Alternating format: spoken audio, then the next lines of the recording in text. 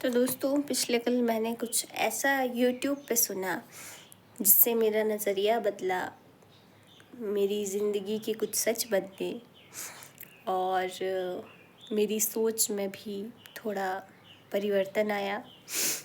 जिस तरीके से समाज चीज़ों को देखता है, जिस तरीके से हमें सोचने के लिए कहा जाता है, वो थॉट प्रोसेस बदला। तो मैं उसी राइटिंग को, अपने थॉट्स को पढ़ के सुनाना चाहती हूँ। 20 अप्रैल 2026। आज लाइब्रेरी जाने का अवसर नहीं मिला तो हॉस्पिटल का दौरा किया। थोड़ी दवाइयों के साथ लौटी, लेकिन उससे पहले यूट्यूब पर एक वीडियो देखी अटल जी के प्रेम संबंधों के ऊपर। वीडियो में यही था कि मिसेस कॉल से उनका कैसा रिश्ता था। अटल जी को हम यशस्वी प्रधानमंत्री, कमाल के कवि, जानदार और शानदार वक्ता के रूप में पहचानते हैं, मगर अफसोस उनके निजी जीवन के घटनाक्रमों के बारे में कितना कम जानती हूँ मैं, ये महसूस हुआ।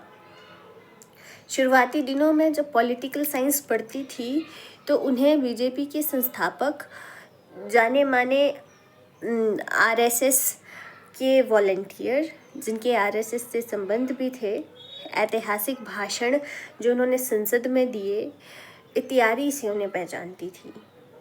और उससे जो छवि उनकी मेरे मन में बनी थी वो और प्रगाढ़ हो गई। मगर हम अक्सर समाज के नज़रिए से चीज़ों को तोलते हैं। आज जब उनके निजी जीवन को करीब से टटोला तो बहुत कुछ महसूस किया। एक स्त्री से प्रेम होना और उसका मिसेस कॉल हो जाने और एक बच्चे की माँ होने के बाद भी उनसे प्रेम करते रहना, ये उनकी छवि को किस प्रकार से खराब कर सकता है।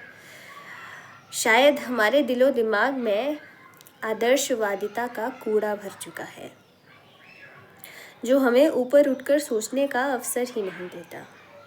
और एक तय परिभाषा को मानकर हमने आदर्शवादिता का एक एजेंडा सेट कर रखा है कि यही आदर्श है, एक नैतिक इंसान कैसा होना चाहिए, सम्मान करना सभी का, अपनी इंद्रियों पर काबू होना, इत्यादि इत्यादि को हम आदर्शवादिता से जोड़ कर देखते हैं।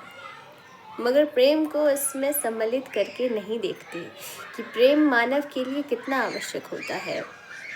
आज कुछ दिमाग से अविकसित लोग नेहरू के प्रेम संबंधों पर उनके चरित्र को चीरते हैं। शायद वाजपेयी का जीवन भी ऐसा ही रहा। मिसेस कॉल से उम्र भर परिवार का रिश्ता रहा, प्रेम रहा। उनके पति ने भी ये रिश्ता स्वीकार कर लिया। ऐसी सहनशीलता को कोई इस ज़माने में भी स्वीकार न करे। पहले के ज़माने की हिदायतें देने वालों कि पहले का ज़माना कितना अच्छा था, इस घटना को देखकर सचमुच में थोड़ा कुछ महसूस होता है।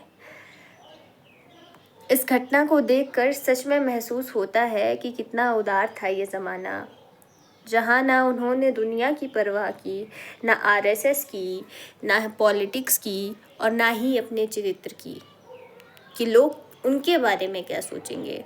शायद इसीलिए वो महापुरुष थे या नहीं, मुझे नहीं पता। मैंने किसी को इतना आदर्श माना ही नहीं कि उनकी ज़िंदगियों की सच्चाई मुझे कचोटने लगे। मैंने इस घटना को प्रेम के रूप में समझा, उदारवादिता के रूप में समझा, जिसको किसी की परवाह न थी। मगर एक सवाल दस्तक दे बैठा कि मिस्टर कॉल ने शादी ही क्यों की वाजपेयी की प्रेमिका से। उनका प्रेम तो समाज की शादी जैसे ढकोसले से काफ़ी आगे निकला। इसमें ऐसी कोई सीख नहीं थी, मगर प्रेम को, समाज को, उस समय के माहौल को देखने का एक नज़रिया था।